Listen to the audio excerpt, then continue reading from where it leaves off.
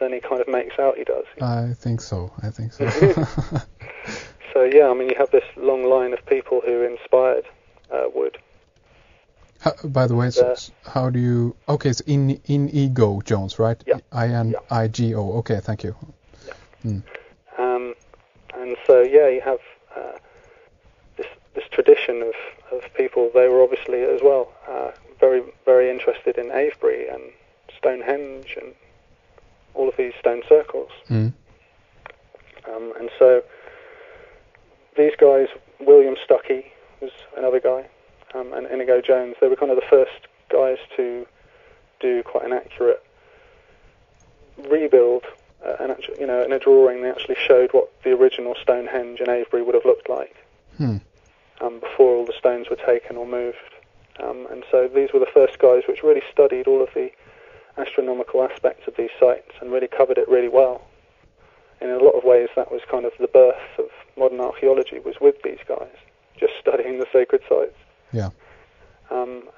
There's a great author who actually talks about this, a guy called Adam Stout. And he's got a book called Creating Prehistory. And he talks all about this, the kind of the foundation of archaeology and the kind of ridiculous claims of the Victorians, which came just after that point, and the connections between the two. Mm.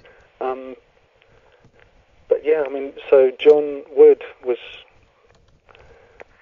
absolutely inspired by all of these guys, because whilst using as we talked about before, the style which was kind of the perfect mixture between the Egyptian Greco-Roman style, the Palladian style, and also incorporating elements which would have been used by Druidic or Celtic architects and builders in these monuments. What types of, what properties would that be, would you say? I'm sorry, would you put that in a different way? Yeah, I mean, when you say that there is Druidic or Celtic, things that they have absorbed, so to speak, and incorporated that into the architectural style. Do you know what types of features that is? Yeah, literally the formations themselves and the orientation.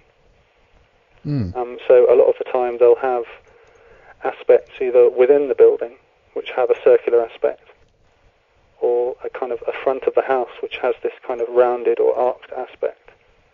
And often the lines that lead from the front of these houses as well. They'll have these huge lawns and all these system of roads and lines leading from the actual house itself. Yeah. And they took a lot of these concepts from these lines, these ley lines and pathways that would lead up to the sacred sites themselves.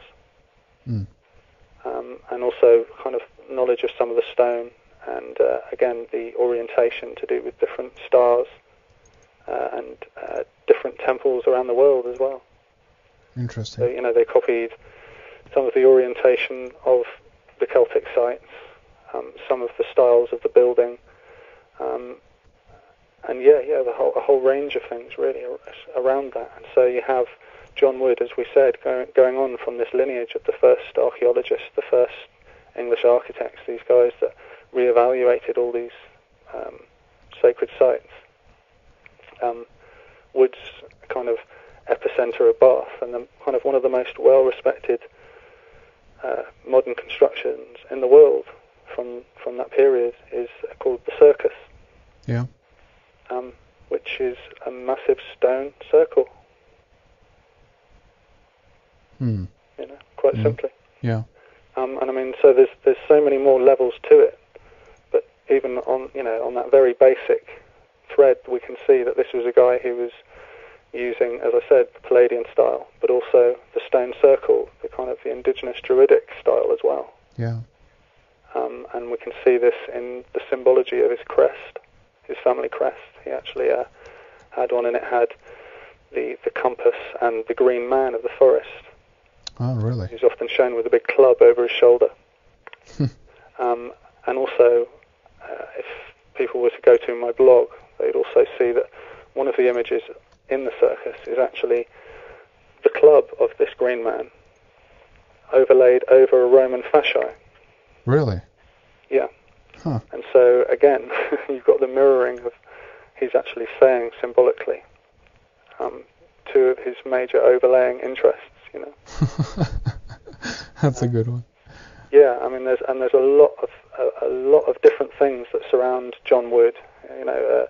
Some of the material that he was inspired by to create some of the alchemical carvings which were in the circus, and then some of the background of those people which John Wood was inspired by. This author George Wither, who wrote a book of kind of alchemical poetry in 1635 called A Collection of Emblems, Ancient and Modern. And this guy, George Wither, was again fascinated by Druidic lore and kind of the Celtic mythologies and legends. And he was also kind of one of the most important contemporary poets of the time. And this is also mirrored in the fact that this book, A Collection of Emblems, was actually a gift to the then Charles II and his wife. I mean, it actually has this in the dedication at the front of the book. But again, all of this is kind of all wrapped around itself, because again, then we find that the monograph or the lithograph of Charles II is an oak tree with big acorns all over it, right? With one crown around the actual stump of the tree, and then two crowns up in the leaves. So you've got a kind of a triangle of crowns on an oak tree. Interesting. Sounds really kind of like an very alchemical type of, woodcut almost in a way. Yeah, but in a lot more ways, it's directly Druidic. Yeah. And it's not making any kind of beef about it. I mean, a big connection.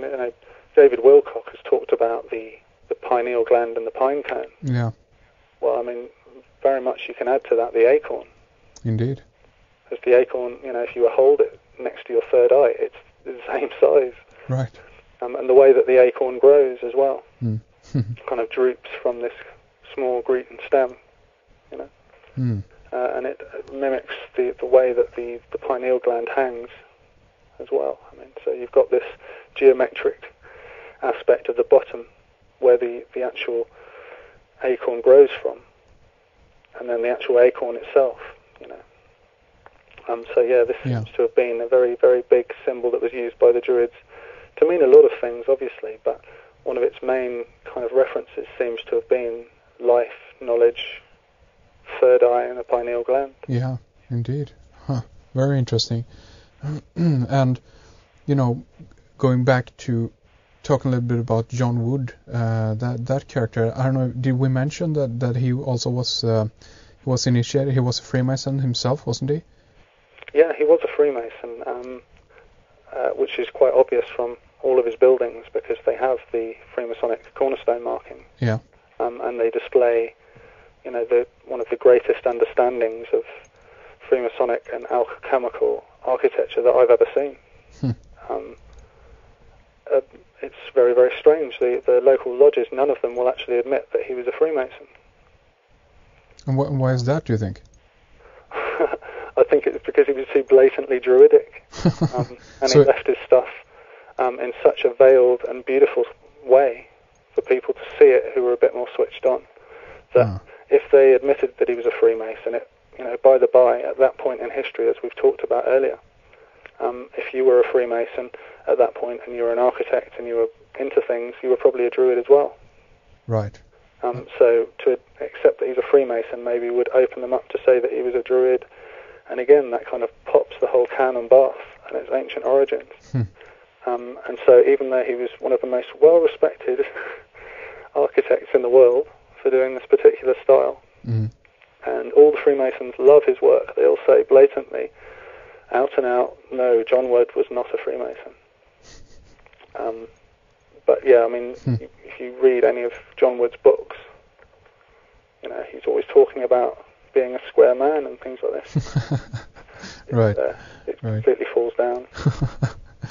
Well, that's weird, though, in a way that they won't recognize that. But I guess he incorporated this more ancient knowledge and too much in his, it was too blatant, as you say, and because of that, the connections between the two would be too obvious, and the cat would be out of the bag, as it were. Yeah, I think so. Because you can see this with quite a few other figures as well. I mean, you have Wordsworth and Blake, very, very famous writers. And Blake was actually installed as kind of the High Druid of Britain later on in his life. Okay. And all of his poetry and his paintings were almost always about sacred sites and kind of ancient Celtic or Brythonic gods. Yeah. And again, a lot of people kind of would like to just call him mad.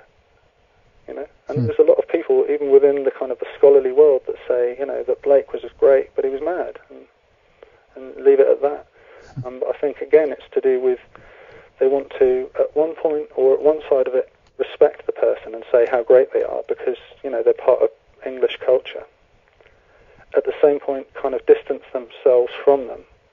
Because if you accept that they're a great man in terms of architecture or a great man in terms of poetry or art, painting, then you have to accept that maybe they were great men on other levels as well. Yeah. And if you go into that ideology, you find out something very different than is being preached from the pulpit and from the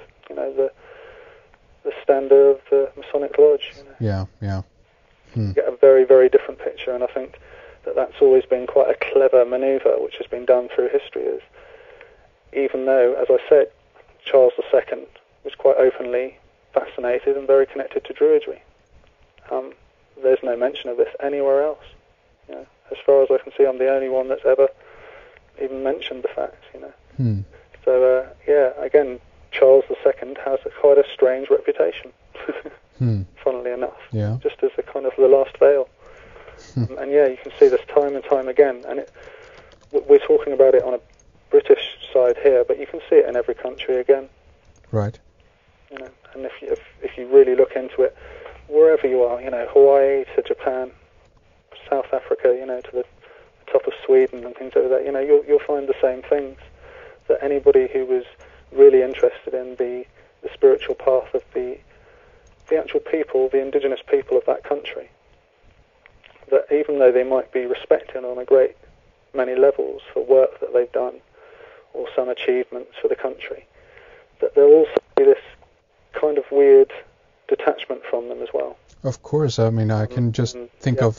sorry to interrupt, Dan. I just want to mention I can think of one right now up here in Sweden, one guy called Johannes Bureus, who actually were very involved in the runic scriptures, and he has actually been considered to be one of the fathers of the Swedish language when it comes to grammar and so forth. He was studying the old runic styles and things like this. He was very much involved in the Bible as well. He was very much connected with the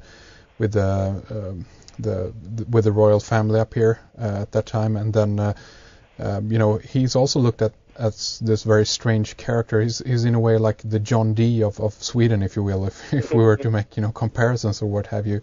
But I mean, obviously he what he did was that he learned to manage to study what the old people had done up here and interpret a lot of that, and consequently he managed to formulate the Swedish language. So I bet there are tons of these types of examples worldwide. Yeah, and I'm sure any of our listeners could add 2 or 3 each. Of course. It's very much my whole idea is to really bring that out of people, to get people to look at that wherever they are. Yeah. Because as we said before, that's where the real knowledge is of who you are and ultimately where we're going to. Indeed. We can mention a little bit more there, I guess, about John Wood also. Then, of course, he was known for the Queen Square and also the circus, of course, in Bath. But then, continuing on from that line, he had a son, John Wood the Younger, right? Yeah, and again, just on a straight level, you can see, with a guy who